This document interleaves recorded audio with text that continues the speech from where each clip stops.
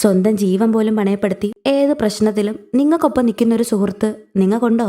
ഇനിയില്ലെങ്കിൽ തന്നെ അങ്ങനെ ഒരാൾ ഉണ്ടായിരുന്നെങ്കിലെന്ന് എപ്പോഴെങ്കിലുമൊക്കെ നിങ്ങൾ ആഗ്രഹിച്ചിട്ടുണ്ടാവുമല്ലേ? തന്റെ സുഹൃത്തിന്റെ മരണത്തിന് പകരം വീട്ടാനായിട്ട് ഇറങ്ങി പുറപ്പെടുന്ന ഒരു ബോഡിഗാർഡായ നായികയെ പറ്റിയാണ് ഈ സിനിമ. തല്ലെന്ന നമ്മുടെ നായികയുടെ നല്ല പൂര തല്ല് തന്നെ. സിനിമയുടെ തുടക്കത്തില് ഒരു സൂപ്പർ മാർക്കറ്റിലേക്ക് കയറി വരുന്ന ഒരു ഗ്യാങ്ങിനെയാണ് കാണിക്കുന്നത്. അവിടെ ഉണ്ടായിരുന്ന സാധനങ്ങളൊക്കെ അവരുടെ ബാഗിലേക്ക് ആക്കുന്നതും കൂടാതെ ഇവിടെ ഉണ്ടായിരുന്ന പയ്യനെ ഭീഷണിപ്പെടുത്തി കളക്ഷൻ പൈസ കൊടുക്കാൻ പറയുകയാണ്. രണ്ടടി കിട്ടിയതോടെ പേടിച്ച ആ പയ്യനാവട്ടെ മേശയൊക്കെ തുറന്നു കൊടുക്കുന്നുണ്ട്. ഇതിൽ കുറവാണല്ലോടാ എന്നവർ ചോദിക്കുമ്പോൾ കൂടുതൽ പേരും കാർഡ് പേയ്മെന്റ് ആണ് തന്നതെന്ന് അവൻ പറയുകയാണ്. അവരങ്ങനെ ആ പയ്യനെ പിടിച്ച് കൊടഞ്ഞോണ്ടിരിക്കുമ്പോഴാണ് എക്സ്ക്യൂസ് മീ ഒന്ന് മാറി നിൽക്കോ എന്ന് പറഞ്ഞ് എടുത്ത സാധനത്തിന്റെ ബില്ലടയ്ക്കാനായിട്ട് അങ്ങോട്ടേക്ക് ഒരു പെണ്ണ് വരുന്നത്. പൈസ കൊടുത്ത് ബാലൻസ് ചോദിക്കുമ്പോൾ ബാലൻസ് ഇല്ലെന്നാ പയ്യൻ പറയുമ്പോൾ ബാലൻസ് ഇല്ലേ എന്നാ ഞാൻ ഇതിന്ന് എടുത്തോളാന്ന് പറഞ്ഞ് ആ കള്ളന്മാര് വാരി വെച്ച പൈസയെന്ന് അവള് തനിക്ക് വേണ്ട ബാലൻസ് എടുക്കുകയാണ്.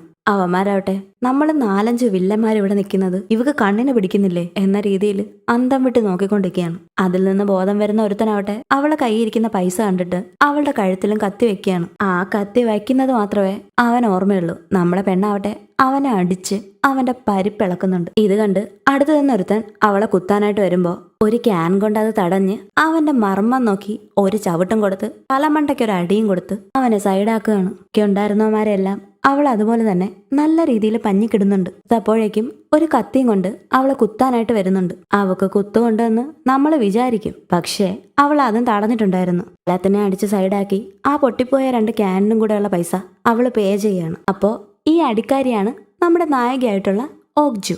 ഈ സിനിമയുടെ പേരാണ് ബെലറീന. പിന്നീട് കാണിക്കുന്നത് കുറച്ച് ബാലറ്റ് ഡാൻസേഴ്സിനെയാണ്. ബോഡി വെയിറ്റ് മുഴുവനായിട്ട് കാലിന്റെ വിരലുകളിൽ ബാലൻസ് ചെയ്ത് ഒരു പാവയെ പോലെ അവർ ഡാൻസ് കളിക്കുകയാണ്.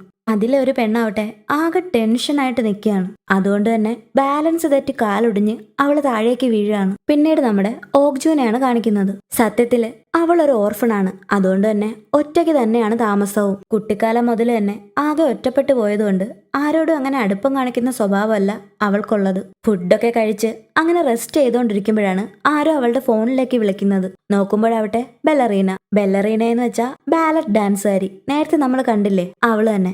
ബാലറ്റ് ഡാൻസുകാരി ആയതുകൊണ്ടാണ് അവളെ ബെല്ലറീന എന്ന് വിളിക്കുന്നത്. സത്യത്തിൽ അവളെ പേര് മിൻഹി എന്നാണ് കേട്ടോ. നീ ഇതെവിടെയാ? നിന്നെ ഒരുപാട് നാളായില്ലേ കണ്ടിട്ട്, ഒന്ന് ഫ്ലാറ്റിലേക്ക് വാടിയെന്ന് മിൻഹി അവളെ വിളിക്കുകയാണ്. ഇത് കേൾക്കുന്ന ഓഗ്ജു ആവട്ടെ 4 ബിയറും കുറച്ച് സ്നാക്സ് ഒക്കെ വാങ്ങി മിൻഹിയുടെ അടുത്തേക്ക് പോവുകയാണ്. ഫ്ലാറ്റിന് മുന്നിൽ ചെന്ന് ഒരുപാട് നേരം കോളിംഗ് ബെൽ അടിച്ചു നോക്കുന്നുണ്ടെങ്കിലും മിൻഹി തുറക്കുന്നില്ല. ലോക്കിന്റെ പാസ്വേഡ് അറിയാവുന്നതുകൊണ്ട് ഓഗ്ജു തന്നെ അകത്തേക്ക് തുറന്നു കയറുകയാണ്. അങ്ങനെ ചെന്ന് നോക്കുമ്പോഴാവട്ടെ മിൻഹി അവിടെയൊന്നും കാണുന്നില്ല. ബെഡ്റൂമിലാവട്ടെ എന്തോ ഒരു ഗിഫ്റ്റ് ബോക്സ് പൊതിഞ്ഞു വെച്ചിട്ടുണ്ട്. അത് തുറന്നു നോക്കുമ്പോൾ കാണുന്നത് ഒരു പെയർ ബാലറ്റ് ഡാൻസിങ് ഷൂസും ഒരു ലെറ്ററുമാണ്. എന്താണെന്ന് അറിയാനായിട്ട് ഓഗ്ജു ആ ലെറ്റർ തുറന്നു നോക്കുകയാണ്. എനിക്ക് വേണ്ടി നീ പ്രതികാരം ചെയ്യുമെന്ന് എനിക്കറിയാം. ഷെഫ് ചോയ് 1004 എന്നൊരു ഐഡി കൂടി ആ കത്തിൽ എഴുതിയിട്ടുണ്ടായിരുന്നു. എന്തോ പ്രശ്നമുണ്ടെന്ന് മനസ്സിലാക്കിയ ഓഗ്ജു മിൻഹിയെ ഫോൺ വിളിച്ച് നോക്കുമ്പോൾ ഫോണ് ബാത്റൂമിൽ റിങ് ചെയ്യുന്നുണ്ട്. അങ്ങോട്ട് ചെന്ന് നോക്കുന്ന ഓഗ്ജു കാണുന്നത് ബാത്ടബില് ചോരയിൽ കുളിച്ച് സൂയിസൈഡ് ചെയ്ത് മരിച്ച രീതിയിലുള്ള തന്റെ ബെസ്റ്റ് ഫ്രണ്ടിനെയാണ്. ആകെ ഒറ്റപ്പെട്ടു പോയ ഓഗ്ജുവിന്റെ ജീവിതത്തിലേക്ക് മിൻഹി എന്ന വായാടിപ്പെണ്ണ് വന്നതോടെയാണ് അവള് ജീവിതം കുറച്ചെങ്കിലും ആസ്വദിക്കാൻ തുടങ്ങിയത്. ഒരു ഫ്രണ്ടായിട്ടല്ല, മറിച്ച് ഒരു കൂടപ്പിറപ്പായിട്ട് തന്നെയാണ് ഓഗ്ജു അവളെ കണ്ടിരുന്നത്. ആകെ തകർന്ന അവസ്ഥയിലിരിക്കുന്ന ഓഗ്ജുവിന്റെ മനസ്സിലേക്ക് മിൻഹിയെ അവൾ ആദ്യമായിട്ട് കണ്ട ദിവസം ഓർമ്മയിൽ വരികയാണ്. ഒരു ദിവസം ഓഗ്ജു ആവട്ടെ ഒരു കേക്ക് ഷോപ്പിലേക്ക് കയറി ചെല്ലുകയാണ്. അവിടെ ഉണ്ടായിരുന്ന സെയിൽസ് ഗേൾ ആവട്ടെ മിൻഹി ആയിരുന്നു. ആരുടെ ബർത്ത്ഡേയാ? ബോയ് ഫ്രണ്ടിന്റെ ആണോ? അല്ല. പിന്നെ ഫാമിലി മെമ്പേഴ്സിന്റെ ആരെങ്കിലും ആണോ? അല്ല. പിന്നെ ആരുടെയാ?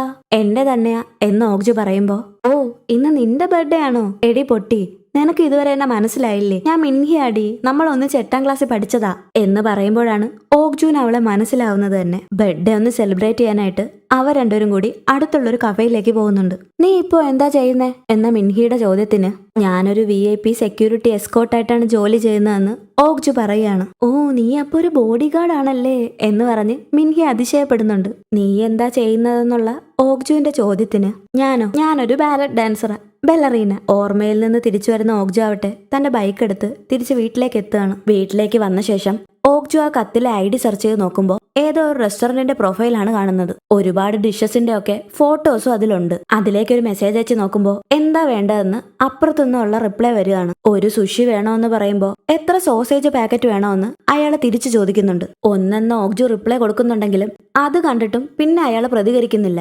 ഇത് കാണുന്നതോടെ ഓക്ജുവിന് ഇത് ഫുഡ് ബിസിനസ് അല്ല, വേറെ എന്തോ പരിപാടിയാണെന്ന് മനസ്സിലാവുന്നുണ്ട്. അപ്പോഴാണ് ഓക്ജു എടുത്തിട്ട് വന്നിട്ടുണ്ടായിരുന്ന മിൻഹിയുടെ ഫോണിലേക്ക് ഒരു കോള് വരുന്നത്. അൺനോൺ നമ്പർ കാണുന്ന ഓക്ജു ആവട്ടെ ഫോൺ എടുത്തിട്ടും അപ്പുറത്തുള്ളത് ആരാണെന്ന് അറിയാനായിട്ട് മിണ്ടാതിരിക്കുകയാണ്. ഹലോ ഹലോ, ഫോൺ എടുത്തിട്ട് മിണ്ടാതിരിക്കുന്നോടി. നിന്റെ ഫ്രണ്ട്സിന്റെ കൂടെ എല്ലാം ചുറ്റാനായിട്ട് നിനക്ക് സമയമുണ്ടല്ലേ? നീ സത്യത്തിൽ ആരാണെന്ന് അവരറിഞ്ഞ പിന്നെ എന്താണ് ഉണ്ടാവുന്നതെന്ന് നിനക്ക് ഞാൻ പറഞ്ഞു തരണ്ടല്ലോ. നിന്നെ കാരണം നിന്റെ ഫാമിലി മുഴുവൻ ആത്മഹത്യ ചെയ്യേണ്ട സാഹചര്യം ഞാൻ ഉണ്ടാക്കും. അതുകൊണ്ട് നാളെ 2 മണിക്ക് ആ ജംസു ബ്രിഡ്ജിന്റെ അടുത്തേക്ക് വന്നേക്കണം എന്ന് പറഞ്ഞ് അയാൾ ഫോൺ കട്ട് ചെയ്യാണ്. ഇത് കേൾക്കുന്ന ഓക്ജു ആവട്ടെ ആകെ ദേഷ്യം കൊണ്ട് വിറച്ച് കടിച്ചു പിടിച്ച് നിൽക്കുകയാണ്. അവൻ ആരാണെന്ന് കണ്ടുപിടിക്കാനായിട്ട് ഓക്ജു പിറ്റന്ന ബ്രിഡ്ജിന്റെ അടുത്തേക്ക് ചെല്ലുകയാണ്. ആ ബ്രിഡ്ജിൽ ഓൾറെഡി കുറച്ചു പേരുണ്ടായിരുന്നു. അതുകൊണ്ട് തന്നെ കുറച്ചു മാറി നിന്ന് ഓക്ജു അവിടെ എന്താണ് നടക്കുന്നതെന്ന് നോക്കുവാണ്. അപ്പോഴാണ് അങ്ങോട്ടേക്ക് ഒരു ലംബോർഗിനി കാറിൽ ഒരു മുടി നീട്ടി വളർത്തിയ ഒരുത്തൻ വന്നിറങ്ങുന്നത്. അവൻ വന്നതോടെ അവിടെ കാത്തിരുന്നവരെല്ലാം അവന്റെ കയ്യിൽ നിന്ന് ഓരോ പാഴ്സലും മേടിച്ചു പോവുകയാണ്. അങ്ങനെ പോകുന്ന ഒരുത്തനാവട്ടെ പാഴ്സലിലെ ഫുഡൊക്കെ വേസ്റ്റ് ബിന്നിലിട്ട് അതിൽ നിന്ന് ഡ്രഗ്സിന്റെ പാക്കറ്റ് എടുത്ത് പോക്കറ്റിലേക്ക് വെക്കുന്നുണ്ട്. ഫുഡ് ഡെലിവറിയുടെ മറവില് ഡ്രഗ്സ് സപ്ലൈ ആണ് അവന്റെ ജോലി. ഓക്ജുവും ഇതെല്ലാം ശ്രദ്ധിക്കുന്നുണ്ട്.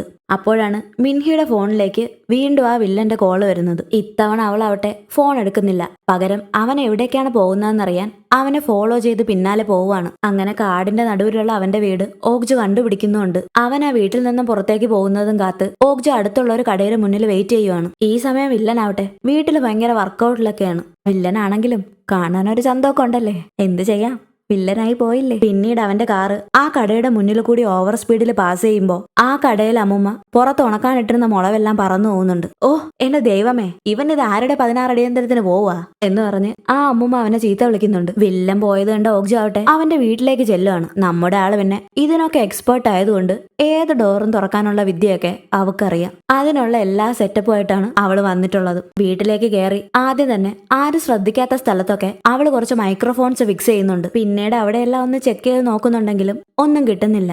അങ്ങനെ ഒരു കബോർഡ് തുറന്ന് നോക്കുമ്പോഴാണ് സെക്സ് ടോയ്സും ഒരുപാട് സെക്സ് ടൂൾസും ഒക്കെ അവിടെ കാണുന്നത്. ഇതിൽ നിന്നൊക്കെ നമ്മുടെ വില്ലൻ ഏതോ ഒരു കാമപ്രാന്തനാണെന്ന് അവക്ക് മനസ്സിലാവുന്നുണ്ട്. ഒരു ഡ്രയർ തുറന്നു നോക്കുന്ന ഓക്ജു കാണുന്നത് ഒരുപാട് പെൺകുട്ടികളുടെ പേരെഴുതിയ പെൻഡ്രൈവ്സ് ആണ്. അതിൽ മിൻഹിയുടേതും ഉണ്ടായിരുന്നു. എന്താണെന്ന് അറിയാനായിട്ട് അവൾ അതെടുത്ത് പ്ലേ ചെയ്ത് നോക്കുവാണ്. അതിലാവട്ടെ മയക്കത്തിലായിരുന്ന മിൻഹിയെ ആ വില്ലൻ റേപ്പ് ചെയ്യുന്നതാണ് കാണിക്കുന്നത്. മിൻഹിയെ എങ്ങനെയോ കെണിപ്പെടുത്തി ആ വീഡിയോ വെച്ച് അവളെ ഭീഷണിപ്പെടുത്തുകയായിരുന്നു അവൻ ഇത്രയും നാളും. അന്ന് ആ ബാലറ്റ് ഡാൻസ് കളിക്കുന്ന സമയത്ത് ആ വില്ലൻ അവിടെ ഉണ്ടെന്നുള്ള തോന്നലിൽ പേടിച്ചാണ് മിൻഹി വീണു പോകുന്നത്. അവൾക്ക് ഏറ്റവും പ്രിയപ്പെട്ട ബാലറ്റ് ഡാൻസിങ്ങിൽ പോലും ശ്രദ്ധിക്കാൻ പറ്റാതാവുന്നതോടെയാണ് ആകെ മാനസിക നില തെറ്റി മിൻഹി സൂയിസൈഡ് ചെയ്യുന്നത്. ഇതെല്ലാം മനസ്സിലാക്കിയ ഓക്ജുവിന് വില്ലനോട് അതിയായ ദേഷ്യം തന്നെ തോന്നുന്നുണ്ട്. പിന്നീട് കാണിക്കുന്നത് വീട്ടിലേക്ക് എത്തുന്ന വില്ലനെയാണ്. അവൻ എന്താ ചെയ്യുന്നതെന്ന് അറിയാനായിട്ട് മൈക്രോഫോൺ ആക്ടിവേറ്റ് ആക്കി ഇരിക്കുകയാണ് ഓക്ജു. ആ സമയത്താണ് അവന്റെ ഫോണിലേക്ക് ഒരു കോൾ വരുന്നത്. ഇപ്പോഴുള്ള പെണ്ണുങ്ങളെല്ലാം വളരെ ഈസി ആണെന്നും പുതിയ ഒന്നിനെ കണ്ടുപിടിക്കണമെന്നും നാളെ ക്ലബ്ബിൽ പോകണമെന്നൊക്കെ അവൻ പറയുന്നത് ഓക്ജു കേൾക്കുന്നുണ്ട്. മിൻഹിയുടെ തന്നെ ഒരു നല്ല ഡ്രസ്സൊക്കെ ഇട്ട് നന്നായി ഒരുങ്ങി ഓക്ജു അങ്ങനെ ആ ക്ലബിലേക്ക് പോവുകയാണ്. ആ വില്ലനെ അവൾ അവിടെ കാണുന്നുണ്ട്. പെട്ടെന്ന് അവനെ കാണാതാവുന്നതും അവനെ നോക്കി അവൾ അങ്ങോട്ടേക്ക് പോകുമ്പോൾ ആരോ പുറകിൽ തട്ടി അവളെ വിളിക്കുകയാണ്. നോക്കുമ്പോഴാവട്ടെ ആ വില്ലൻ തന്നെ. ആദ്യം ഒന്ന് ഞെട്ടിയെങ്കിലും നിങ്ങൾ ആരാണെന്ന് അവള് ചോദിക്കുകയാണ്. നീ പാക് ബോറാം അല്ലേ? അല്ല, ഞാൻ പാക് ബോറാം അല്ലല്ലോ. ഓ സോറി, എനിക്ക് അറിയാവുന്ന ഒരാളെ പോലെ തോന്നിയെന്ന് പറഞ്ഞ് അവൻ പോകാനായിട്ട് തുടങ്ങുമ്പോൾ അവൾ അവനെ ഒരു ഡ്രിങ്ക്സ് കഴിക്കാനായിട്ട് ക്ഷണിക്കുകയാണ്. എന്തായാലും ഇത്ര ഒരുങ്ങിക്കെട്ടി വന്നത് വെറുതെ ആയില്ലെന്ന് ഓക്ജുവിന് തോന്നുന്നുണ്ട്. പിന്നീട് കാണുന്നത് വില്ലന്റെ കൂടെ അവന്റെ കാറിലേക്ക് എങ്ങോട്ടോ പോകുന്ന ഓക്ജുവിനെയാണ്. നമ്മൾ എങ്ങോട്ടാ പോണേ? നിന്റെ വീട്ടിലേക്കാണോ എന്ന് ഓക്ജു ചോദിക്കുമ്പോ നമ്മൾ ഇപ്പോഴല്ലേ പരിചയപ്പെട്ടത്, അതിനു മുമ്പ് നിനക്ക് എന്റെ പാരന്റ്സിനെ കാണാൻ കൊതിയായോ എന്ന് ചോദിച്ച് അവൻ ചിരിക്കുമ്പോൾ അവന്റെ തമാശ അങ്ങ് ഇഷ്ടപ്പെട്ടതുപോലെ അവളും ഒന്ന് ആക്കി ചിരിക്കുന്നുണ്ട്. അവൻ അങ്ങനെ അവളെ ഒരു ഹോട്ടലിലേക്കാണ് കൊണ്ടുപോകുന്നത്. പെണ്ണിന്റെ മുഖം കണ്ടാൽ തന്നെ അറിയാം അവന്റെ ഒലിപ്പിക്കലൊക്കെ കേട്ട് സഹിച്ച ഒരു വിധത്തിൽ നിൽക്കുകയാണെന്ന്. അവിടെ ഉണ്ടായിരുന്ന റിസപ്ഷനിസ്റ്റിന്റെ കയ്യിൽ നിന്നും കീ മേടിക്കുമ്പോൾ അകത്തിരിക്കുന്ന കാലിൽ വാച്ച് കെട്ടി ഒരുത്തനെയും അവൾ ശ്രദ്ധിക്കുന്നുണ്ട്. അങ്ങനെ അവിടെയുള്ള റൂമിലേക്ക് ഓക്ജുവിനെ അവൻ കൂട്ടിക്കൊണ്ടു പോവാണ്. എങ്ങനെയുണ്ട് എന്റെ സർപ്രൈസ്? ഈ റൂം നിനക്ക് ഇഷ്ടമായോ? ഒരു ചൈനീസ് പാലസ് പോലെ ഉണ്ടല്ലേ? പുറത്തു നിന്ന് നോക്കിയാൽ ചീപ്പായി തോന്നുമെങ്കിലും അകത്ത് കൊട്ടാരം പോലെയാണ്. ഇവിടെ നിന്ന് നോക്കിയാതാ നല്ല വ്യൂ ആണ്. ഇപ്പൊ രാത്രി ആയതുകൊണ്ടാണ് ഒന്നും കാണാൻ കഴിയാത്തത്. ഇതൊക്കെ കേട്ട് ഒരു താല്പര്യം ഇല്ലാതിരിക്കുന്ന ഓക്ജുവിനോട് നീ ഞാൻ കണ്ടിട്ടുള്ളവരിൽ നിന്നൊക്കെ വളരെ സ്ട്രേഞ്ച് ആണെന്ന് പറയാണ്. ഒരു ഡ്രിങ്ക് ആയാലോ? എന്ന് ചോദിച്ച വില്ലൻ ഡ്രഗ്സ് മിക്സ് ആക്കിയ ആ ഡ്രിങ്ക് അവൾക്ക് കൊടുക്കുന്നുണ്ട്. ഇതൊക്കെ മുന്നിൽ കണ്ടിട്ടാണല്ലോ അവള് ഇറങ്ങി പുറപ്പെട്ടിരിക്കുന്നത്. അതുകൊണ്ട് തന്നെ അത് കുടിച്ചെന്ന് കാണിച്ച് അവള് ബോധമില്ലാതെ കിടക്കുകയാണ്. അവനാവട്ടെ മാസ്ക് ഒക്കെ എടുത്തിട്ട് വീഡിയോ റെക്കോർഡാക്കാൻ തുടങ്ങുകയാണ്. അവൻ ഓക്ജുവിന്റെ പാൻസ് അഴിക്കാൻ തുടങ്ങുമ്പോഴേക്കും കയ്യിലുണ്ടായിരുന്ന കത്തിയെടുത്ത് അവൾ അവനെ കുത്താൻ പോവുകയാണ്. ഒട്ടും പ്രതീക്ഷിക്കാതിരുന്ന ഒരു മൂവായിട്ട് കൂടി അവൻ കൈകൊണ്ട് അത് തടയുകയാണ്. പിന്നെ അവിടെ നടന്നത് വലിയൊരു ഫൈറ്റ് തന്നെയാണ്. രണ്ടുപേരും അങ്ങോട്ടും ഇങ്ങോട്ടും കൊണ്ടും കൊടുത്തും ഒപ്പത്തിനൊപ്പം തന്നെ നിൽക്കുന്നുണ്ട്. ഒരു ഘട്ടത്തില് ഓക്ജു വില്ലന്റെ കഴുത്തിൽ കത്തിവെച്ച് അവനെ ലോക്ക് ചെയ്യുന്നുണ്ട്. അവളെ മലർത്തിയടിച്ച് അവൻ രക്ഷപ്പെടുന്നുണ്ട്. ഓക്ജു അങ്ങനെ വിട്ടുകൊടുക്കില്ലല്ലോ. അങ്ങനെ അവന്റെ ഷോൾഡറിലേക്ക് തന്നെ അവള് കത്തി കുത്തി ഇറക്കുന്നുണ്ട്. പിന്നീട് അവനെ അടിച്ച് താഴെയിട്ട് അവന്റെ കവിളിൽ തന്നെ ആ കത്തി കുത്തി ഇറക്കുന്നുണ്ട്. ആ കത്തി അവന്റെ ചുണ്ട് വരെ കൊണ്ടുവന്ന് അവന്റെ കവിൾ അവള് കീറി വിടുന്നുണ്ട്. അവനാവട്ടെ വേദന കൊണ്ട് കാറി നിലവിളിക്കുന്നുണ്ട്. അവളെയല്ല ഗണിയിലാക്കിയത്, അവള് തന്നെയാണ് ഗണിയിലാക്കിയതെന്ന് അപ്പോഴാണ് അവന് മനസ്സിലാവുന്നത്. അവനെ വീണ്ടും കുത്താനായിട്ട് തുടങ്ങുമ്പോൾ ഒരു തോക്കും പിടിച്ച് അവിടെ ഉണ്ടായിരുന്ന റിസപ്ഷനിസ്റ്റ് അങ്ങോട്ടേക്ക് വരികയാണ്. അവിടെ ഉണ്ടായിരുന്ന എല്ലാരും വില്ലന്റെ ആള് തന്നെയായിരുന്നു. ശബ്ദം കേട്ടാണ് ദാ ഇപ്പൊ ഇവൻ വന്നിരിക്കുന്നത്. അവനാവട്ടെ ഓക്ജുനെ ഷൂട്ട് ചെയ്യുന്നുണ്ട്. അവള് പെട്ടെന്ന് തന്നെ ആ ബെഡിന്റെ അടിയിൽ കയറി ഒളിച്ചിരിക്കുകയാണ്. ഇത് കണ്ട അവൻ ബെഡിന്റെ മുകളിൽ കയറി നിന്ന് അവളെ ഷൂട്ട് ചെയ്യാണ്. അങ്ങനെ അവളാവട്ടെ ബെഡ്ഷീറ്റോട് കൂടി തന്നെ അവനെ വലിച്ചു താഴേക്ക് ഇടുന്നുണ്ട്. ഒരു വിധത്തിൽ ഡോറും ലോക്കാക്കി പുറത്തേക്ക് ഇറങ്ങുമ്പോഴാണ് മുന്നിൽ മറ്റൊരു മരണം. നേരത്തെ കാലിലും വാച്ച് കെട്ടി ഒരുത്ത ഇരുന്നില്ലേ, അവ ഇലക്ട്രിക് കട്ടറും കൊണ്ട് അവൾ അടുത്തേക്ക് ഓടി വരികയാണ്. ഒരു നിമിഷത്തേക്ക് ഓക്ജു എന്ത് ചെയ്യുമെന്നറിയാതെ അവിടെ നിൽക്കുന്നുണ്ട്. പെട്ടെന്നാണ് സൈഡിലുള്ള ആ ഡോർ തുറക്കുന്നതും ആ ഡോറിൽ തട്ടി തറയെ വീണ അവന്റെ കാല് തന്നെ ആ മെഷീൻ കൊണ്ട് കട്ടായി പോകുന്നതും. ആ ഡോറ് തുറന്നത് അവിടെ എങ്ങനെയോ പെട്ടുപോയ ഒരു സ്കൂളിൽ പഠിക്കുന്ന കൊച്ചായിരുന്നു. അവൻ അവിടെ കിടന്ന് കാറി വിളിക്കുമ്പോൾ അവളും ഓക്ജുവും ചേർന്ന് നമ്മുടെ വില്ലന്റെ ലംബോർഗിനി എടുത്ത് അവിടെ നിന്ന് രക്ഷപ്പെടുന്നുണ്ട്. പിന്നീട് കാണിക്കുന്നത് ബോഡി മൊത്തത്തിൽ പഞ്ചറായി ഒരു ഹെൽമെറ്റും വെച്ച് കെട്ടി ഹോസ്പിറ്റലിൽ കിടക്കുന്ന നമ്മുടെ വില്ലനെയാണ്. അവൻ കണ്ണു തുറന്ന് നോക്കുമ്പോൾ ചുറ്റും അവന്റെ ഗ്യാങ്ങിൽപ്പെട്ട മറ്റെല്ലാ വില്ലന്മാരും ഉണ്ട്. കൂടാതെ ഇവന്മാരുടെ എല്ലാം തലമൂത്ത വില്ലനായ അവരുടെ ബോസും. ആഹാ, നീ എണീറ്റോ? ഇപ്പൊ നീ കാണാൻ കുറച്ചുകൂടി സുന്ദരനായിട്ടുണ്ട്. നീ പുതിയ ലംബോർഗിനിയൊക്കെ മേടിച്ചല്ലേ? പൈസ എവിടെന്നാ എന്ന് ബോസ് ചോദിക്കുമ്പോൾ ആദ്യം ഒന്ന് പരുങ്ങുന്നുണ്ടെങ്കിലും പാർട്ട് ടൈം ജോബ് ചെയ്തിട്ടാണെന്ന് അവൻ പറയാണ്. ഞാൻ ഡ്രഗ്സ് സപ്ലൈ ചെയ്യാറുണ്ട്, അടിയും പിടിയൊക്കെ ഉണ്ട്, പിന്നെ കുറച്ച് ആൾക്കാരെയൊക്കെ കൊന്നിട്ടുമുണ്ട്. ക്ലയൻസിന് വേണ്ടിയൊക്കെ ഞാൻ അങ്ങനെ പെൺകുട്ടികളെ എത്തിച്ചു കൊടുത്തിട്ടുമുണ്ട്. ആ പെൺകുട്ടികളെയൊക്കെ വെച്ച് വീഡിയോ ഉണ്ടാക്കി ക്യാഷ് ഉണ്ടാക്കാൻ ഞാൻ നിന്നോട് പറഞ്ഞിട്ടുണ്ടോടാ എന്ന് ചോദിച്ച് അയാൾ വില്ലന്റെ കുത്തിന് പിടിക്കുകയാണ്. സത്യത്തിൽ വില്ലനാവട്ടെ ബോസ് അറിയാതെയായിരുന്നു സൈഡിൽ കൂടി ഇങ്ങനെ വീഡിയോസ് ഒക്കെ എടുത്ത് പെണ്ണുങ്ങളെ ഭീഷണിപ്പെടുത്തി അവരേന്ന് കുറെ പൈസ അടിച്ചു മാറ്റി അവസാനം ആ വീഡിയോസ് ഒക്കെ പോൺ സൈറ്റിലിട്ട് അതിൽ നിന്നും കുറെ കാശുണ്ടാക്കി അങ്ങനെ സുഖിച്ച് ജീവിക്കായിരുന്നു. ഇപ്പൊ ഈ പ്രശ്നം വന്നതോടെ ബോസ് എല്ലാം അറിഞ്ഞിട്ടുണ്ട്. നിനക്ക് ഞാൻ 3 ദിവസം സമയം തരാം, അതിനുള്ളിൽ ആ പെണ്ണിനെ എന്റെ മുന്നിൽ എത്തിച്ചില്ലെങ്കിൽ പിന്നെ നീ ജീവനോടുണ്ടാവില്ല എന്ന് പറഞ്ഞ് അയാൾ പോവാണ്. അതേസമയം ഒരു കഫേയിൽ വന്നിരിക്കുന്ന ഓക്ജുനെ ആ പെൺകുട്ടിയാണ് കാണിക്കുന്നത്. ഇവളുടെ പേരാണ് ഷിൻ. നീ എത്ര നാളായി അവരുടെ വലയിൽ കുടുങ്ങിയിട്ട് എന്ന് ഓക്ജു ചോദിക്കുമ്പോൾ അവര് ഞങ്ങളെല്ലാം ഒരടിമയെ പോലെയാണ് കാണുന്നത്. അവര് പറയുന്നത് അനുസരിച്ചില്ലെങ്കിൽ ആ വീഡിയോ ക്ലാസ്മേറ്റ്സിനും ഫാമിലിക്കും ഒക്കെ ലീക്ക് ചെയ്യുമെന്ന് പറഞ്ഞ് അവര് ഭീഷണിപ്പെടുത്താറുണ്ട്. എന്നെ കൂടാതെ അവരുടെ പിടിയിൽ വേറെയും പെൺകുട്ടികളുണ്ട്. വീണ്ടും ഒരുപാട് പേരെ ഈ തരത്തിൽ അവർ കെണിയിലാക്കുന്നുണ്ട്. ഞാൻ ഒരുപാട് പ്രാർത്ഥിച്ചിട്ടുണ്ട് ആരെങ്കിലും രക്ഷിക്കാൻ വന്നിരുന്നെങ്കിലെന്ന്. പക്ഷെ ഇപ്പൊ ഞാൻ ഹാപ്പിയാണ്. ഇനി നീ ഉണ്ടല്ലോ, നീ ഞങ്ങളെല്ലാം രക്ഷിക്കുമെന്ന് എനിക്കറിയാം. ഇനി എന്റെ പ്ലാൻ പോലെ എല്ലാം നടക്കും. പ്ലാനോ? എന്ത് പ്ലാനെന്ന് ഓക്ജു ചോദിക്കുമ്പോൾ അവന്മാരെല്ലാം ഓരോന്നായി കൊല്ലുന്നതാണ് എന്റെ പ്ലാനെന്നും എന്റെ മനസ്സിലൊരു 100 തവണയെങ്കിലും അവന്മാരെ ഞാൻ കൊന്നിട്ടുണ്ടെന്നും ഷിൻ പറയുകയാണ്. പിന്നെ കാണിക്കുന്നത് ഹോസ്പിറ്റലിൽ നിന്നിറങ്ങിയ വില്ലനെയാണ്. 3 ദിവസത്തിനുള്ളിൽ അവളെ കണ്ടെത്തണ്ടേ? അവൾ ആരാണെന്നോ എന്തിനാണ് തനിക്ക് അടികിട്ടിയതെന്ന് പോലും അവനറിയില്ല. ഒരു സഹായത്തിനായിട്ട് അവന്റെ ഫ്രണ്ടായ മുൻഷിക്കിനെ കാണാനായിട്ടാണ് അവനിപ്പോ വന്നിരിക്കുന്നത്. മുൻഷിക്ക് ഒരു ഫാർമസിസ്റ്റ് ആണ്. ഈ ഡ്രഗ്സുമായിട്ട് ബന്ധപ്പെട്ട പാക്കിങ്ങും മറ്റുമൊക്കെയാണ് അവന്റെ ജോലി. ആഹാ, ആരായി വന്നിരിക്കുന്നത്? വലിയ സർപ്രൈസ് ആയി പോയല്ലോ. ഏതോ പെണ്ണ് നിനക്കിട്ട് നല്ല പണി തന്നെന്ന് ഞാൻ അറിഞ്ഞായിരുന്നു എന്ന് പറയുന്ന മുൻഷിക്കിനോട്, മുൻഷിക്, അവൾ ആരാണെന്നും എന്താണെന്നും എനിക്കറിയില്ല. എന്റെ അടുത്തേക്ക് വന്നത് എന്തിനെന്നും എനിക്കറിയില്ല. എന്റെ ലംബോർഗിനി അവള് കൊണ്ടുപോയി. എന്റെ മുഖം അവൾ ഈ തരത്തിലാക്കി. എല്ലാവരുടെയും മുന്നിൽ ഞാൻ ഇപ്പൊ വെറും ഒരു കോമാളിയെ പോലെയായി. എനിക്ക് അവളെ കണ്ടെത്തണം. അതിന് നീ എന്റെ കൂടെ നിൽക്കണമെന്ന് വില്ലൻ അവനോട് പറയുകയാണ്. ഞാൻ എങ്ങനെ നിന്നെ സഹായിക്കാനാ? ഞാൻ വെറും ഒരു ഫാർമസിസ്റ്റ് അല്ലേ എന്ന് മുൻഷിക്ക് ചോദിക്കുമ്പോൾ കൂടെ നിന്ന പകരം 10 ലക്ഷം രൂപ തരാന്ന് വില്ലൻ പറയുന്നതോടെ മുൻഷിക്ക് സമ്മതിക്കുന്നുണ്ട്. അവന്മാരെന്തായാലും തന്നെ തേടി വരുമെന്നുള്ള കാര്യം ഓക്ജുവിനറിയാം. അതുകൊണ്ട് തന്നെ ഓക്ജു അവളെ ഫ്രണ്ടിനെ കാണാൻ വന്നിരിക്കുകയാണ്. നടന്ന കാര്യങ്ങളെല്ലാം ഫ്രണ്ടിനോട് പറഞ്ഞ ഓക്ജു തനിക്ക് കുറച്ച് വെപ്പൺസ് വേണമെന്ന് പറയുകയാണ്. ഓക്ജു, നീ ഈ ചെയ്യുന്നതൊക്കെ നിർത്ത്. നമുക്ക് പോലീസിനെ ഇൻഫോം ചെയ്യാമെന്ന് ഫ്രണ്ട് പറയുന്നുണ്ടെങ്കിലും ഞാൻ മിൻഹിക്ക് വാക്കുകൊടുത്തതാണ്, എനിക്കത് പാലിക്കണമെന്ന് ഓഗ്ജു പറയാണ്. കൂടാതെ ഷിന്നിനെ നോക്കിയ ഓഗ്ജു അവളെ എങ്ങനെയെങ്കിലും രക്ഷിക്കണമെന്ന് പറയാണ്. പിന്നീട് കാണിക്കുന്നത് വെപ്പൺസ് വാങ്ങാനായിട്ട് ഫ്രണ്ട് പറഞ്ഞയച്ച ഒരു ഗ്യാങ്ങിനെ കാത്തു നിൽക്കുന്ന ഓഗ്ജുവിനെയും ഷിന്നിനെയാണ്. അപ്പോഴാണ് അങ്ങോട്ടേക്ക് ഒരു വാൻ വരുന്നത്. നോക്കുമ്പോ വന്നിറങ്ങുന്നതാവട്ടെ ഒരപ്പാപ്പനും അമ്മാമയും. ഇത് തന്നെയാണോ ആളെന്ന മട്ടില് ഓഗ്ജുവും ഷിന്നും പരസ്പരം നോക്കുന്നുണ്ട്. അവിടെ ഉണ്ടായിരുന്ന ലംബോർഗിനി കാണുന്ന അപ്പാപ്പനാവട്ടെ നല്ല കാറല്ലേ, ഇത് പോർച്ചയാണെന്ന് തോന്നുന്നു എന്ന അമ്മാമ്മയോട് പറയാണ്. നിങ്ങളാണോ ഞങ്ങളുടെ കയ്യിൽ നിന്ന് സാധനം വാങ്ങാൻ വന്നത് എന്ന് അപ്പാപ്പൻ ചോദിക്കുമ്പോ ഓഗ്ജു അതെ എന്ന് പറഞ്ഞ് അപ്പാപ്പന്റെ കയ്യിലേക്ക് പൈസ കൊടുക്കുന്നുണ്ട്. ഇത് കാണുന്ന അമ്മാമ്മയാവട്ടെ ഇങ്ങ് താ എന്ന് പറഞ്ഞ് ആ പൈസ അപ്പാപ്പന്റെ കയ്യിൽ നിന്ന് മേടിച്ച് ഡീല് പറയുന്നുണ്ട്.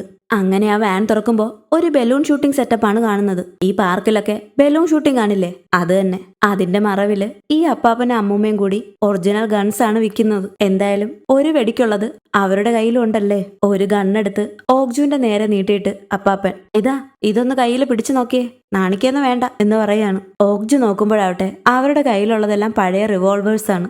അതിൽ പലതും ലോഡ് ആവുന്നത് പോലുമില്ല. ഇതെന്താ കളിപ്പാട്ടാണോ എന്ന് ചോദിച്ച് ഓഗ്ജു ഒരു ചെറിയ ഗണ്ണെടുക്കുന്നുണ്ട്. നിനക്കിത് കണ്ടിട്ട് മനസ്സിലായില്ലേ, ഇതൊരു ക്ലാസിക് ഗണ്ണാണ്, ഇതിനെ ഇങ്ങനെ അപമാനിക്കുകയാണോ? കളിപ്പാട്ടമെന്ന് പോലും.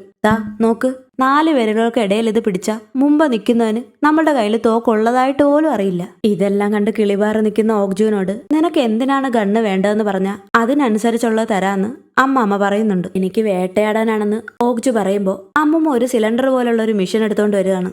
ഇത് കടന്തൽ കൂട് നശിപ്പിക്കാൻ ഉപയോഗിക്കുന്നതാണെന്ന് പറഞ്ഞ് അമ്മൂമ്മ അത് ഫയർ ചെയ്ത് കാണിക്കുകയാണ്. ചുറ്റുമുള്ളതെല്ലാം തന്നെ കത്തിച്ചാമ്പലാവുന്നുണ്ട്. ചുരുക്കി പറഞ്ഞ ഒരു തീ തുപ്പുന്ന മെഷീൻ. നമ്മളെ പോലെ തന്നെ ഓഗ്ജുവും ഷിന്നും അത് കണ്ട് അന്തം വിട്ട് നിൽക്കുകയാണ്. ഇതേ സമയം മുൻഷിക്കാവട്ടെ തന്റെ പരിചയക്കാരനായ ഒരു പോലീസിനെ വിളിച്ച് ആ ലംബോർഗിനിയുടെ ലൊക്കേഷൻ കണ്ടുപിടിക്കാനായിട്ട് കാർ നമ്പരൊക്കെ കൊടുക്കുന്നുണ്ട്. ലംബോർഗിനി പോയതോടെ വില്ലനിപ്പോ അവന്റെ പഴയ കാറാണ് ഉപയോഗിച്ചുകൊണ്ടിരിക്കുന്നത്. ആ കാർ കഴുകുന്നതിന്റെ ഇടയ്ക്ക് ഓഗ്ജു അതിൽ വെച്ചിട്ടുണ്ടായിരുന്ന ട്രാക്കിംഗ് ഡിവൈസ് അവൻ കാണുന്നുണ്ട്. അതവൻ മുൻഷിക്കിനെ വിളിച്ച് കാണിക്കുന്നുണ്ട്. ഇവിടെ ഓഗ്ജു ആവട്ടെ ഷിന്നിനെയും കൂടി അവളുടെ വീട്ടിലേക്ക് കൊണ്ടുവന്നിരിക്കുകയാണ്. ആ പഴയ തോക്കൊക്കെ റിപ്പയർ ചെയ്തോണ്ടിരിക്കുന്ന ഓഗ്ജുവിനോട് എന്നെ കൂടി ഇതൊക്കെ പഠിപ്പിക്കാമോ, അപ്പൊ എനിക്ക് നിന്നെ സഹായിക്കാമല്ലോ എന്ന് ഷിൻ പറയുമ്പോ പോയി കിടന്നുറങ്ങടി എന്ന് പറഞ്ഞ് ഓഗ്ജു അവളെ ഓട്ടിച്ചു വിടുന്നുണ്ട്.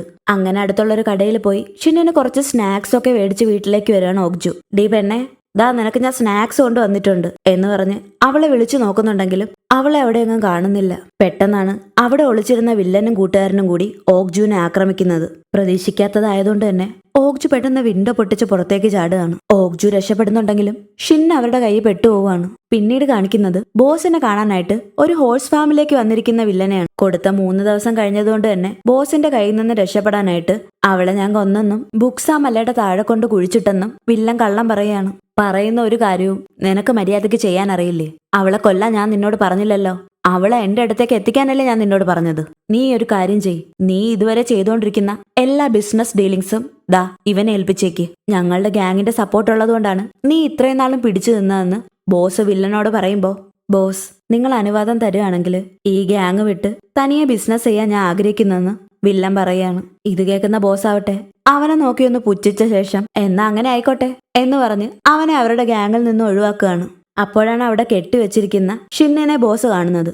ഇവളേതാ എന്ന് അയാൾ ചോദിക്കുമ്പോ ഓഗ്ജുവിന്റെ കൂടെ ഉള്ളതായിരുന്നു എന്ന് വില്ലൻ പറയാണ്.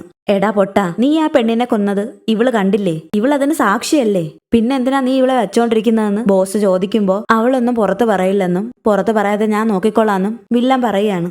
നീ ഒരു മണ്ടൻ തന്നെ എന്ന് പറഞ്ഞ് ചിരിച്ചോണ്ട് ബോസ് അവിടെ നിന്ന് പോകുന്നുണ്ട്. പിന്നീട് കാണിക്കുന്നത് ഷിന്നിന്റെ അടുത്തേക്ക് വരുന്ന വില്ലനെയാണ്. മുൻഷിക്ക് അപ്പോഴേക്കും അവളെ ടോർച്ചർ ചെയ്തുകൊണ്ടിരിക്കുകയായിരുന്നു. മറ്റു പെൺകുട്ടികളെ പോലെ അല്ലാതെ ഞാൻ നിന്നെ സ്പെഷ്യലായി ആണ് കണ്ടിരുന്നത്. പക്ഷെ നീ എന്നെ നിരാശപ്പെടുത്തി. ഞാൻ മുമ്പ് പറഞ്ഞത് നിനക്ക് ഓർമ്മയുണ്ടോ? കുറച്ചു നേരം കഴിഞ്ഞാ ഞാൻ നിന്നെ വിട്ടയക്കാന്ന്. പക്ഷെ നീ അതൊന്നും കേട്ടില്ലല്ലോ. അവളോടൊപ്പം ചേർന്ന് നിന്റെ കുഴി നീ തന്നെ തോണ്ടി. ഇതൊക്കെ കേൾക്കുന്ന ചിന്നാവട്ടെ പകയോടെ അവനെ തുറച്ചു നോക്കിയിരിക്കുകയാണ്. തല താഴ്ത്തടി എന്ന് വില്ലൻ പറയാണ്. എടി പെണ്ണെ, അവൾ എവിടെയാണെന്ന് വെച്ചാ അത് നീ പറഞ്ഞോ, ഇല്ലെങ്കിൽ നിന്റെ വാ തുറപ്പിക്കാൻ ഞങ്ങൾക്കറിയാന്ന് മുൻഷിക്ക് പറയാണ്. ഒന്നും മിണ്ടാതെ ഇതെല്ലാം കേട്ട് തുറച്ചു നോക്കിയിരിക്കുന്ന ഷിന്നിന്റെ അടുത്തേക്ക് കുതിര അടിക്കുന്ന ഒരു സ്റ്റിക്കും കൊണ്ടുവന്ന് വില്ലൻ കൈ ചുമരില് വെച്ച് തിരിഞ്ഞു നിക്കടി എന്ന് പറയാണ്. പിന്നീട് അവിടെ എന്ത് നടന്നെന്ന് നമുക്ക് കാണിക്കുന്നില്ല. ഇതേ സമയം നമ്മൾ നേരത്തെ കണ്ട ആ ഹോട്ടലില്ലേ, അതാണ് കാണിക്കുന്നത്. അവിടെ ആ റിസപ്ഷനിസ്റ്റ് ആരോടോ ഫോണിൽ സംസാരിച്ചുകൊണ്ടിരിക്കുകയാണ്. അതെ സാർ, ഞങ്ങളുടെ അടുത്ത് ചെറിയ പെൺകുട്ടികളും ഉണ്ട്, നിങ്ങൾ പേടിക്കണ്ട, ഇവിടുത്തെ ലോക്കൽ പോലീസൊക്കെ ഞങ്ങൾക്ക് സപ്പോർട്ടാണ് എന്ന് പറഞ്ഞ് ഫോണിൽ സംസാരിച്ചുകൊണ്ടിരിക്കുമ്പോഴാണ് പുറത്ത് ആരോ വന്ന് ബെല്ലടിക്കുന്നത്. അടുത്തുണ്ടായിരുന്ന ആ കാല് മുറിഞ്ഞവനെ ആരാണെന്ന് പോയി നോക്കാനായിട്ട് ഒന്ന് ചവിട്ടുന്നുണ്ടെങ്കിലും അവൻ അനങ്ങുന്ന പോലുമില്ല. അവസാനം ഫോണും വെച്ച് അവൻ തന്നെ അങ്ങോട്ടേക്ക് പോവുകയാണ്. പെട്ടെന്ന് തന്നെ ഒരു ഗൺഷോട്ട് കേൾക്കുന്നതോടെയാണ് മറ്റവൻ എണീച്ചു നോക്കുന്നത്. CCTV നോക്കുമ്പോഴാവട്ടെ പുറത്തു പോയവൻ അവിടെ ചോരയിൽ കുളിച്ചു കിടക്കുന്നുണ്ട്. കയ്യിൽ കിട്ടിയ ഒരു കത്തിയെടുത്ത് ഒരു കമ്പും കുത്തി അവൻ പുറത്തേക്ക് ഇറങ്ങാൻ നേരം അവന്റെ തലയിൽ ഒരു ഗണ്ണും പിടിച്ച് ഓഗ്ജു അകത്തേക്ക് കയറുകയാണ്. ഞാൻ ഒറ്റ തവണയെ ചോദിക്കൂ, അവൻ എവിടെ എന്ന് ഓഗ്ജു ചോദിക്കുന്നതും അതറിഞ്ഞ ശേഷം അവനെ ഷൂട്ട് ചെയ്ത് കൊല്ലുന്നതുമാണ് കാണിക്കുന്നത്. പിന്നീട് ഓഗ്ജു മിൻഹി ആയിട്ടുള്ള ഒരു ഫ്ലാഷ് ബാക്ക് സീനാണ് കാണിക്കുന്നത്. ഞാൻ ബാലറ്റ് ഡാൻസ് പ്രൊഫഷണലായി പഠിക്കാനായിട്ട് റഷ്യയിലേക്ക് പോവുകയാണല്ലോ, അതുകൊണ്ട് നിന്റെ ബർത്ത്ഡേക്ക് ഞാൻ ഇവിടെ ഉണ്ടാവില്ല, ദാ ഇതാ നിന്റെ ബർത്ത്ഡേ ഗിഫ്റ്റ് എന്ന് പറഞ്ഞ് മിൻഹി ഒരു പെയർ ഷൂസ് ഓഗ്ജുവിന് ഗിഫ്റ്റ് കൊടുക്കുകയാണ്. ഇവിടെ പ്രസന്റിൽ ഓഗ്ജു ആവട്ടെ മിൻഹിയുടെ ഓർമ്മയ്ക്കായിട്ട് ആ ഷൂസ് ഇട്ടാണ് ആ ഹോഴ്സ് ഫാമിലേക്ക് വന്നിരിക്കുന്നത്. അണ്ടർഗ്രൗണ്ടിലേക്ക് പോകാനായിട്ട് ഒരു ലിഫ്റ്റിലേക്ക് അവള് ചെന്ന് കയറുമ്പോ ഇതേതായി പെണ്ണെന്ന രീതിയിൽ ലിഫ്റ്റിലുണ്ടായിരുന്ന 3 ഗുണ്ടകളും അവളെ തന്നെ തുറിച്ചു നോക്കി നിൽക്കുകയാണ്. താഴേക്ക് എത്തി ലിഫ്റ്റ് തുറക്കുമ്പോഴേക്കും ആ 3 എണ്ണത്തിനെയും ഓഗ്ജു തീർത്തിട്ടുണ്ടായിരുന്നു. അണ്ടർഗ്രൗണ്ടിലേക്ക് വരുന്ന ഓഗ്ജു കാണുന്നത് അവിടെ നടക്കുന്ന കഞ്ചാവ് കൃഷിയാണ്. ഈ ഹോഴ്സ് ഫാമിന്റെ മറവിലാണ് അവരത് ചെയ്യുന്നത്. അതിനായിട്ടുള്ള എല്ലാ സെറ്റപ്പും ജോലിക്കാരും ഒക്കെ അവർക്ക് അവിടെ ഉണ്ട്. അങ്ങോട്ടേക്ക് എത്തിയ ഓഗ്ജു ആവട്ടെ കയ്യിലുണ്ടായിരുന്ന തോക്ക് അവിടെ ഒരു ടേബിളിൽ തട്ടി എല്ലാവരുടെയും ശ്രദ്ധ അവളിലേക്ക് ആക്കുകയാണ്. ആരെങ്കിലും എന്താ ഇത്ര ഉയരമുള്ള ഒരു സ്കൂളിൽ പഠിക്കുന്ന പെങ്കൊച്ചിനെ ഇവിടെ എവിടെയെങ്കിലും കണ്ടായിരുന്നോ? ഇത് കേട്ട് എല്ലാരും അവളെ അന്തം വിട്ട് നോക്കുന്നുണ്ട്. അവള് വന്ന് എത്തിപ്പെട്ടിരിക്കുന്നത് അങ്ങനെ ഒരു ചെറിയ സ്ഥലത്തല്ലല്ലോ. നിങ്ങളായിട്ട് പറയുന്നുണ്ടോ? അതെ, ഞാൻ നിങ്ങളെ കൊണ്ട് പറയിപ്പിക്കണോ എന്ന് അവള് ചോദിക്കുമ്പോ ബോസിന്റെ വലങ്കയ്യനായ വേറൊരു വില്ലനില്ലേ, അവൻ അവളെ നോക്കി ഒന്ന് പുച്ഛിച്ച് ചിരിക്കുന്നുണ്ട്. ആഹാ, നീ വന്നോ എന്ന് പറഞ്ഞ് ബോസ് അപ്പോഴാണ് അങ്ങോട്ടേക്ക് വരുന്നത്. നീയാണല്ലേ അപ്പോ ആ പെണ്ണ്. ആ പൊട്ടൻ എന്നോട് പറഞ്ഞത് അവൻ നിന്നെ കൊന്നെന്നാണ്. നീ ഇങ്ങോട്ട് വന്നതിൽ എനിക്ക് സന്തോഷമുണ്ട്. വാ, ഇവിടെ വന്നിരിക്ക്, നമുക്ക് സംസാരിക്കാം. എനിക്ക് നിന്നോട് ഒരു വിരോധവും ഇല്ല എന്ന് അയാള് പറയുന്നതും ഓഗ്ജു അയാളുടെ തലയ്ക്ക് തന്നെ ഷൂട്ട് ചെയ്ത് അയാളെ കൊല്ലുകയാണ്. നമ്മുടെ പെണ്ണാവട്ടെ വന്ന ഉടൻ തന്നെ അവന്മാരുടെ ബോസിനെ തന്നെ തീർത്തിട്ടുണ്ട്. ചിരിച്ചോണ്ട് നിന്നവന്മാരുടെ എല്ലാം മുഖത്ത് ഇപ്പൊ ഒരു പേടി കാണാം. ഓഗ്ജു വീണ്ടും ഷൂട്ട് ചെയ്യാൻ നോക്കുമ്പോഴേക്കും ബുള്ളറ്റ് തീർന്നിട്ടുണ്ടായിരുന്നു. ഇത് കണ്ട വില്ലന്മാരെല്ലാരും കൂടി അവളെ ആക്രമിക്കാനായിട്ട് അവളെ അടുത്തേക്ക് വരികയാണ്. അവളാവട്ടെ അവളുടെ ജാക്കറ്റിനുള്ളിൽ നിന്ന് മറ്റൊരു ഗണ്ണെടുത്ത് ചറബറ എല്ലാത്തിനെയും ഷൂട്ട് ചെയ്യാണ്. പിന്നീട് അവിടെ ഒരു വലിയ ഫൈറ്റ് തന്നെ നടക്കുകയാണ്. എല്ലാത്തിനെയും ഓഗ്ജു നല്ല രീതിയിൽ പഞ്ഞിക്കിടുന്നുണ്ട്. അവിടെ ഉണ്ടായിരുന്ന എല്ലാ വില്ലന്മാരെ സൈഡാക്കിയ ശേഷം ബോസിന്റെ വലങ്കയ്യനായ ആ വില്ലനില്ലേ, അവനെ പിടിച്ച് 4 അടിയും കൊടുത്ത് അവൾ എവിടെ എന്ന് ചോദിക്കുന്നുണ്ടെങ്കിലും അവൻ പറയുന്നില്ല. ഓഗ്ജു ആവട്ടെ അവിടെ പൊട്ടിക്കിടുന്ന ഗ്ലാസ് പീസ് എല്ലാം കൂടി അവന്റെ വായിലേക്ക് കുത്തി കയറ്റുകയാണ്. അവന്റെ കൗളിലേക്ക് തന്നെ പഞ്ച് ചെയ്ത് ആ ഗ്ലാസ് പീസ് അവന്റെ വായിലിട്ട് തന്നെ പൊട്ടിക്കുകയാണ്. എല്ലാത്തിനും നല്ല പണിയും കൊടുത്ത് അവിടെ നിന്ന് ഇറങ്ങി വരുന്ന ഓഗ്ജുവിന്റെ മുന്നിലേക്കാണ് മുൻഷിക്ക് വന്ന് ചാടുന്നത്. ഓഗ്ജുവിനെ കണ്ടതോടെ ആകെ പേടിച്ചു നിൽക്കുകയാണ് മുൻഷിക്ക്. മുൻഷിക്കിനെ ഒന്ന് നോക്കി ആ കാറിന്റെ പിന്നിലേക്ക് പോയി നോക്കുന്ന ഓഗ്ജു കാണുന്നത് ശരീരം മുഴുവൻ അടികൊണ്ട പാടുമായിട്ട് ബോധമില്ലാതെ കിടക്കുന്ന ഷിന്നിനെയാണ്. അവള് മരിച്ചോ ഇല്ലയോ എന്ന് പോലും അറിയില്ല. ഷിന്നിനെ ആ അവസ്ഥയിൽ കണ്ട് ആകെ കലി കയറുന്ന ഓഗ്ജു മുൻഷിക്കിന്റെ തലയിലേക്ക് തോക്ക് ചൂണ്ടാണ്. അപ്പോഴാണ് അങ്ങോട്ടേക്ക് വന്ന വില്ലൻ ഓഗ്ജുവിനെ ഷൂട്ട് ചെയ്യുന്നത്. ഓഗ്ജുവിന്റെ കയ്യിലുണ്ടായിരുന്ന ഗണ്ണാവട്ടെ ആ കാറിലേക്ക് തെറിച്ചു വീഴുകയാണ്. നാഴിയിലേക്ക് രക്ഷപ്പെട്ട മുൻഷികാവട്ടെ, എന്റെ ദൈവമേ, നീ കറക്റ്റ് സമയത്ത് തന്നെ വന്നു, ഇപ്പൊ ഞാൻ ചത്തേനെ എന്ന് പറഞ്ഞ് വില്ലന്റെ അടുത്തേക്ക് ചെല്ലുകയാണ്. ഇതേതാ ഈ തോക്ക്, നിനക്കിത് എവിടെ നിന്ന് കിട്ടി എന്നൊക്കെ പറഞ്ഞ് വില്ലന്റെ അടുത്തേക്ക് ചെല്ലുമ്പോഴേക്കും ദാ അടുത്ത ബുള്ളറ്റ് അവന്റെ തലയ്ക്ക് തന്നെ വില്ലൻ ഷൂട്ട് ചെയ്യാണ്. വില്ലൻ തന്നെ അവന്റെ ഫ്രണ്ടിനെ കൊന്നു. ഇതാടാ ഞാൻ നിനക്ക് കരുതി വെച്ചിരുന്ന 10 ലക്ഷം രൂപ. ഭാഗ്യത്തിന് ഓഗ്ജുവിന് അവളുടെ ഷോൾഡറിനാണ് വെടിയേറ്റത്. ഒരു വിധത്തിൽ അവള് കാറിന്റെ മറവിലേക്ക് വന്ന് മറഞ്ഞിരിക്കുകയാണ്. അങ്ങോട്ടേക്ക് വരുന്ന വില്ലൻ ഓഗ്ജുവിനെ ഷൂട്ട് ചെയ്യാൻ തുടങ്ങുന്നതും ആരോ അവന് നേരെ ഷൂട്ട് ചെയ്യാണ്. നോക്കുമ്പോഴാവട്ടെ ഷിൻ അവള് മരിച്ചിട്ടില്ലായിരുന്നു. ഓഗ്ജുവിന്റെ കയ്യിൽ നിന്ന് വീണ് കിട്ടിയ ആ ഗണ്ണെടുത്ത് അവള് ചറപറ വില്ലനെ ഷൂട്ട് ചെയ്യാണ്. പക്ഷെ ഒരു ബുള്ളറ്റ് പോലും വില്ലന്റെ ദേഹത്ത് കൊണ്ടിട്ടില്ല. കൂടാതെ അപ്പോഴേക്കും അവളുടെ കയ്യിലുണ്ടായിരുന്ന ഗണ്ണിന്റെ ബുള്ളറ്റും തീർന്നു. ഇത് കണ്ട വില്ലൻ ഷിന്നിന് നേരെ തിരിയുമ്പോ ആ തക്കത്തിന് ഓഗ്ജു അവളുടെ കയ്യിലുണ്ടായിരുന്ന ആ ചെറിയ ഗണ്ണില്ലേ, അവള് കളിപ്പാട്ടം എന്ന് പറഞ്ഞ് കളിയാക്കിയ ആ ഗൺ അതെടുത്ത് വില്ലന്റെ വയറ്റിലും കാലിലും ഒക്കെ ഷൂട്ട് ചെയ്യാണ്. അവ എണീക്കാൻ പറ്റാതെ അവിടെ വീണു പോകുമ്പോ ഒരാശ്വാസത്തോടെ ഷിന്നും ഓഗ്ജുവും പരസ്പരം നോക്കുകയാണ്. പിന്നീട് കാണുന്നത് ഓഗ്ജുവും ഷിന്നും കൂടി വില്ലനെ ഒരു ബീച്ചിലേക്ക് കൊണ്ടുവന്നിരിക്കുന്നതാണ്. ആ അമ്മൂമ്മ കൊടുത്ത ആ തീതുപ്പുന്ന മിഷനില്ലേ, അതെടുത്ത് ഓഗ്ജുവും ഷിന്നും കൂടി അവന്റെ അടുത്തേക്ക് വരികയാണ്. ഇത് കണ്ട വില്ലനാവട്ടെ ഒന്ന് ഓടാൻ പോലും പറ്റാതെ എഴഞ്ഞ് നീങ്ങാൻ തുടങ്ങുകയാണ്. ഓഗ്ജു ആവട്ടെ ഒരു പുച്ഛത്തോടെ അവനെ നോക്കി നിൽക്കുകയാണ്. നീ ആരാടി? എനിക്ക് നിന്നെ അറിയ പോലും ഇല്ല. നീ എന്തിനാടി എന്നെ കൊല്ലാൻ നോക്കുന്നേ? നിനക്കറിയില്ലല്ലേ, ബെലറീനയെ നിനക്കറിയില്ലേ? ഇത് അവക്ക് വേണ്ടിയാണ്, എന്റെ മിൻഹിക്ക് വേണ്ടി. ഇത് കേട്ട വില്ലനാവട്ടെ നീ എന്നോട് ക്ഷമിക്ക്. വേണമെങ്കിൽ നീ എന്നെ പോലീസിനെ കൊണ്ട് പിടിപ്പിക്ക്. ഞാൻ ജയിലിൽ കിടന്നോളാം. ഇല്ലെങ്കിൽ നിനക്ക് എത്ര പൈസ വേണമെന്ന് പറഞ്ഞാൽ മതി, അത്രയും പൈസ ഞാൻ തരാം. എന്നെ കൊല്ലരുത് എന്ന് പറഞ്ഞ് വില്ലൻ ഓക്ജുവിനോട് യാചിക്കുകയാണ്. ഓക്ജു ആവട്ടെ ആ മെഷീന്റെ പൈപ്പ് കൊണ്ട് അവന്റെ മുഖത്ത് തന്നെ ഒരെണ്ണം കൊടുക്കുന്നുണ്ട്. ഓക്ജുവിന്റെ അടുത്ത് അടവൊന്നും നടക്കാതെ വരുന്നതോടെ വില്ലൻ അവന്റെ പഴയ സ്വഭാവത്തിലേക്ക് തന്നെ മാറുകയാണ്. വില്ലനാവട്ടെ മരണഭയം കാരണം ഇപ്പൊ ഭ്രാന്തായിട്ടുള്ള അവസ്ഥയാണ്. മിൻഹി, അവള് സത്യത്തില് ഒരു ബാലറ്റ് ഡാൻസർ ആയിരുന്നല്ലേ? അവള് കള്ളം പറയുന്നെന്നാ ഞാൻ വിചാരിച്ചത്. ഞാൻ അവളുടെ എല്ലാം കണ്ടതല്ലേ. ഞാൻ വിചാരിച്ചത് ആ പൊണ്ണത്തടിച്ച് എങ്ങനെ ബാലറ്റ് ഡാൻസർ ആവാനാന്നാ. നീ ചിരിക്കുന്നോടാ നായേ എന്ന് ഓക്ജു ചോദിക്കുമ്പോ നീ ഒരു കാര്യം കൂടി കേട്ടോ. നീ ഇപ്പൊ എന്നെ കൊന്ന നരകത്തിലെത്തി. ഞാൻ അവളെ ആ മിൻഹിയെ കണ്ട ഇതേ കാര്യം തന്നെ വീണ്ടും അവളോട് ചെയ്യും. ഇത് കേൾക്കുന്ന ഓക്ജു ആവട്ടെ ഏത് നരകത്തിലേക്ക് വന്നായാലും നിന്നെ വേട്ടയാടാൻ ഞാൻ തയ്യാറാണടാ എന്ന് പറഞ്ഞ് ഓക്ജു അവന് ചുട്ടരിക്കുകയാണ്. ഇതെല്ലാം കണ്ട് ഷിന്നു അവളുടെ ഒപ്പം തന്നെയുണ്ട്. ഇതെല്ലാം കഴിഞ്ഞ് ആ ബീച്ചിലേക്ക് നോക്കി നിൽക്കുന്ന ഓക്ജുവിന് മിൻഹിയോടൊപ്പം അവിടെ വന്ന ദിവസം ഓർമ്മ വരികയാണ്. ഈ ബീച്ച് മിൻഹിയുടെ ഫേവറേറ്റ് സ്പോട്ട് ആയതുകൊണ്ടാണ് വില്ലനെ ഇങ്ങോട്ടേക്ക് തന്നെ കൊണ്ടുവന്ന് അവനെ കൊല്ലാനായിട്ട് ഓക്ജു തീരുമാനിച്ചത്. പിന്നീട് കാണിക്കുന്നത് വില്ലന്റെ വീട്ടിലേക്ക് വന്നിരിക്കുന്ന ഓക്ജുനെയാണ്. അവിടെ ഉണ്ടായിരുന്ന പെൻഡ്രൈവ്സ് എല്ലാം നശിപ്പിക്കാനായിട്ട് അവൾ അവിടെ നിന്ന് എടുക്കുന്നുണ്ട്. അപ്പോഴാണ് വില്ലന്റെ ഒരു ഡയറി അവളുടെ കയ്യിൽ കിട്ടുന്നത്. അവൻ നടത്തിയിട്ടുണ്ടായിരുന്ന ചില മീറ്റിംഗ്സും ഡീലിങ്സും ഒക്കെ ഓക്ജു അതിൽ കാണുന്നുണ്ട്. അവന്റെ ഗ്യാങ്ങില് ഇനി ആളുകളുണ്ടെന്നറിഞ്ഞ ഓക്ജു അവന്മാരെ വേട്ടയാടാൻ പുറപ്പെടുന്നതോടെ ഈ സിനിമ അവസാനിക്കുകയാണ്. എങ്ങനെയുണ്ട്? നിങ്ങൾക്ക് ഇഷ്ടപ്പെട്ടോ? ഇഷ്ടപ്പെട്ടെങ്കിൽ കമന്റിലൂടെ എന്നെ അറിയിക്കണേ. പിന്നെ സബ്സ്ക്രൈബ് ചെയ്യാൻ മറക്കല്ലേ. അപ്പോൾ പുതിയൊരു സിനിമയായിട്ട് കാണുന്നത് വരെ എല്ലാവർക്കും ബൈ.